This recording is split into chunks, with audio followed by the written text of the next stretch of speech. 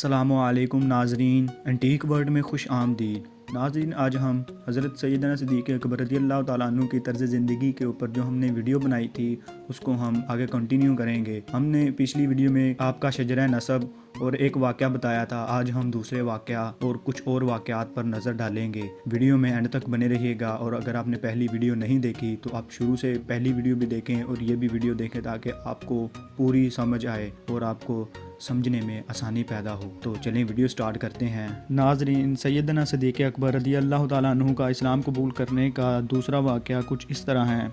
दरख्त की आवाज़। हज़रत सैयदना सिद्दीक़ अकबर रज़ियल्लाहु ताला अन्हु खुद इरशाद फरमाते हैं, अयाम जहालत में एक दिन एक दरख्त के साया में बैठा था। अचानक इस दरख्त की एक शाख मेरी तरफ झुकने लगी, यहाँ तक कि वो इतना करीब आ गई, मेरे सर से आ लगी। इसे देख रहा था और दिल में सोच रहा था कि ये मेरे साथ क्या हो रहा है। इसी दरख्त से ये आवाज़ मेरे कानों में पहुंची कि अल्लाह ताला का एक सच्चा नबी फ़लाँ वक्त ज़ाहिर होगा, तुम्हें चाहिए कि इस पर ईमान लाओ और इसके दोस्त बन जाओ, सबसे ज़्यादा सादतमंद बनो। मैंने इससे कहा, मुझे वाज़ह करके बताओ कि वो कौन नबी है और इसका नाम क्या है। इसने कहा, मुहम्मद बिन अब्दुल्ला बिन अब्दुल मुत्तलिब बिन हाशिम। मैंने कहा, वो मेरे दोस्त और मेरे हबीब हैं। मैंने इस दरख्त से अहद लिया कि जिस वक्त वो माबूस हो जाएं तो मुझे खुशखबरी दे देना। जब हजूर जाने कायनात सल्लल्लाहु अलैहि वसल्लम माबूस हो गए, इस दरख्त में से आवाज़ आई कि ए अबू कुहाफा के बेटे, वो नबी माबूस हो गया है। अब कोशिश करो और कसम है रब्बे मूसा की, इस्लाम में कोई तुम पर सबकत ना करेगा। जब सुबह हुई तो मैं रसूलुल्लाह सल्लल्लाहु अलैहि वसल्लम के पास पहुंचा। हुजूर जाने कायनात सल्लल्लाहु अलैहि वसल्लम ने मुझे देखकर इरशाद फरमाया, ए अबू बकर, मैं तुम्हें अल्लाह और उसके रसूल की तरफ बुलाता हूँ। मैंने कहा, मैं गवाही देता हूँ कि आप सल्लल्लाहु अलैहि वसल्लम अल्लाह के रसूल हैं। अल्लाह ने आपको हक देकर रोशन चिराग बनाकर भेजा है। आप सल्लल्लाहु अलैहि वसल्लम पर ईमान लाया। हज़रत सैयदना इब्राहीम नख़ई रज़ियल्लाहु ताला अन्हु इरशाद फरमाते हैं, तर्जमा है यानी सिद्दीक़ अकबर रज़ियल्लाहु ताला अन्हु सबसे पहले इस्लाम कबूल करने वाले हैं। हज़रत सैयदना अली अल मुर्तज़ा करमुल्लाहु वजहुल करीम से रिवायत है कि मर्दों में से सबसे पहले हज़रत सैयदना सिद्दीक़ अकबर रज़ियल्लाहु ताला अन्हु ने इस्लाम कबूल किया और किबला की तरफ सबसे पहले अली इब्न अबी तालिब करमुल्लाहु वजहुल करीम ने नमाज पढ़ी। हज़रत सैयदना सिद्दीक़ अकबर रज़ियल्लाहु ताला अन्हु के घराने को एक ऐसा शरफ हासिल हुआ जो इस घराने के अलावा किसी और मुसलमान घराने को हासिल नहीं हुआ। इनका शर्फ ये था कि वो खुद भी सहाबी, इनके वालिद भी सहाबी, इनके बेटे भी सहाबी, फिर इनके पोते भी सहाबी और इनकी बेटियां भी सहाबियात और इनके नवासे भी सहाबी।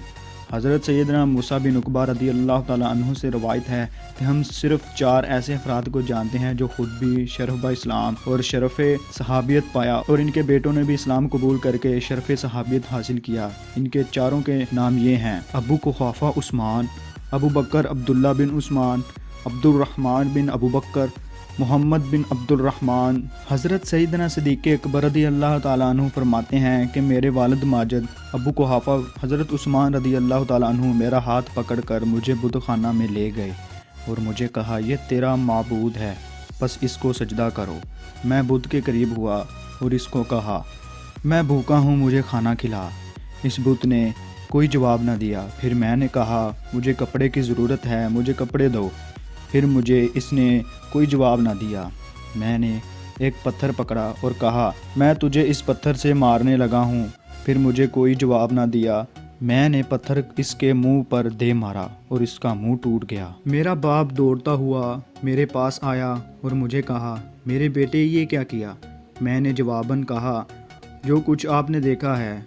मेरा बाप मुझे मेरी अम्मी के पास ले गया और मेरी अम्मी को सारा वाक़या सुनाया। मेरी वालिदा ने वाक़या सुनकर कहा, इस बेटे को इसके हाल पर छोड़ दो, क्योंकि जब ये पैदा हुआ था तो मुझे गैब से ये आवाज़ आई थी, ए अल्लाह की बंदी, तुझे बिशारत हो, ये बच्चा अतीक है, इसका नाम आसमानों में सिद्दीक़ है محمد صلی اللہ علیہ وآلہ وسلم کا صحاب و رفیق ہے۔ حضرت سیدنا ابو ہریرہ رضی اللہ تعالیٰ عنہ فرماتے ہیں کہ جب حضرت سیدنا صدیق اکبر رضی اللہ تعالیٰ عنہ نے یہ واقعہ سنایا تو جبریل امین علیہ السلام بارگاہ رسالت میں حاضر ہوئے اور عرض کیا۔ صدیق نے سچ فرمایا اور 3 مرتبہ یہ الفاظ کہے۔ ام المومنین حضرت عائشہ رضی اللہ تعالیٰ عنہا سے روایت ہے کہ حضرت سیدنا صدیق اکبر رضی اللہ تعالیٰ عنہ اور حضور جان کائنات صلی اللہ علیہ وآلہ وسلم ظہور اسلام سے پہلے بھی ایک دوسرے کے دوست تھے۔ حضرت سیدنا صدیق اکبر رضی اللہ تعالیٰ عنہ اور حضور جان کائنات صلی اللہ علیہ وآلہ وسلم کے مابین ایسی گہری دوستی تھی کہ حضور جان کائنات صلی اللہ علیہ وآلہ وسلم حضرت سیدنا صدیق اکبر رضی اللہ تعالیٰ عنہ کے گھر روزانہ تشریف لاتے تھے۔ چنانچہ ام المومنین حضرت عائشہ صدیقہ رضی اللہ تعالیٰ عنہا سے روایت ہے کہ کوئی دن ایسا نہ گزرتا جس کی صبح و شام حضور جان کائنات صلی اللہ علیہ وآلہ وسلم ہمارے گھر تشریف نہ لاتے ہوں۔ رمضان المبارک کے بعثت نبوی کو ام المومنین حضرت خدیجہ الکبریٰ رضی اللہ تعالیٰ عنہ کا وصال ہو گیا۔ آپ رضی اللہ تعالیٰ عنہ کے وصال کے بعد حضور جان کائنات صلی اللہ علیہ وآلہ وسلم بہت غمگین رہنے لگے۔ حضرت سیدنا صدیق اکبر رضی اللہ تعالیٰ عنہ سے آپ کا حزن و ملال دیکھا نہ گیا۔ آپ رضی اللہ تعالیٰ عنہ نے اپنی لخت جگر حضرت عائشہ صدیقہ رضی اللہ تعالیٰ عنہ کو بارگاہ رسالت معاب میں لے کر حاضر ہوئے اور عرض کیا، یا رسول اللہ صلی اللہ علیہ وآلہ وسلم، یہ میری لخت جگر ہے، آپ کا کچھ غم یہ دور کر دے گی۔ ان میں حضرت خدیجہ الکبریٰ کی خصلتیں موجود ہیں۔ ناظرین، پہلے خطیب اسلام ام المومنین حضرت عائشہ صدیقہ رضی اللہ تعالیٰ عنہا سے روایت ہے کہ آغاز اسلام میں جب حضور جان کائنات صلی اللہ علیہ وآلہ وسلم کے صحابہ کی تعداد 38 ہو گئی تو حضرت سیدنا صدیق اکبر رضی اللہ تعالیٰ عنہ نے حضور جان کائنات صلی اللہ علیہ وآلہ وسلم سے اظہار اسلام کی اجازت طلب کی۔ آپ صلی اللہ علیہ وآلہ وسلم نے فرمایا، اے ابو بکر، ہم ابھی تعداد میں کم ہیں، مگر سیدنا صدیق اکبر رضی اللہ تعالیٰ عنہ اصرار فرماتے رہے، یہاں تک کہ حضور جان کائنات صلی اللہ علیہ وآلہ وسلم نے اجازت مرحمت فرما دی۔ مسلمان مسجد حرام کے آس پاس کے علاقے میں پھیل گئے، ہر شخص اپنے خاندان کو اسلام کی دعوت پیش کرنے لگا۔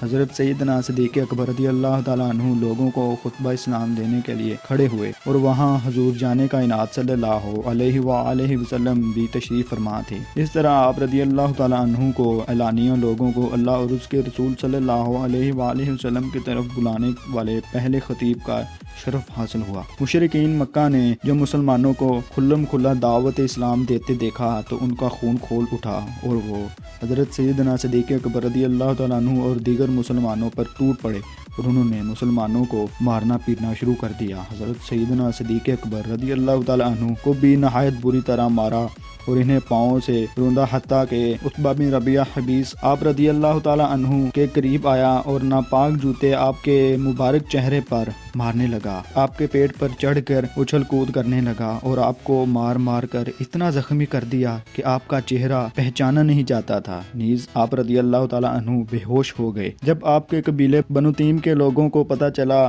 وہ دوڑتے ہوئے آئے اور مشرکین کو آپ سے دور کیا اور ایک کپڑے میں ڈال کر آپ کو گھر لے گئے۔ آپ کی تشویشناک حالت دیکھ کر انہیں ایسا لگا کہ آپ زندہ نہ رہ پائیں گے، اس لیے انہوں نے بیت اللہ میں آ کر اعلان کیا کہ اگر ابو بکر زندہ نہ رہے تو ہم ان کے بدلے میں عتبہ بن ربیعہ کو ضرور قتل کر دیں گے۔ یہ اعلان کر کے وہ دوبارہ آپ کے پاس آ گئے۔ آپ کے والد ابو قحافہ اور بنو تیم کے لوگ بہت پریشان تھے، مسلسل آپ سے گفتگو کرنے کی کوشش کر رہے تھے۔ بالآخر دن کے آخری حصے میں آپ رضی اللہ تعالیٰ عنہ کو ہوش آ گیا۔ جب انہوں نے آپ رضی اللہ تعالیٰ عنہ سے خیریت دریافت کی تو آپ کی زبان پر سب سے پہلا جملہ یہ نکلا کہ رسول اللہ صلی اللہ علیہ وآلہ وسلم کس حال میں ہیں۔ آپ کی یہ بات سن کر قبیلے کے لوگ ناراض ہو کر چلے گئے، جس کی خاطر یہ نوبت آئی ابھی تک کسی کا نام لے رہے ہو۔ لوگوں نے آپ رضی اللہ تعالیٰ عنہ کی والدہ ام الخیر کو کہا کہ انہیں کچھ کھلائیں پلائیں۔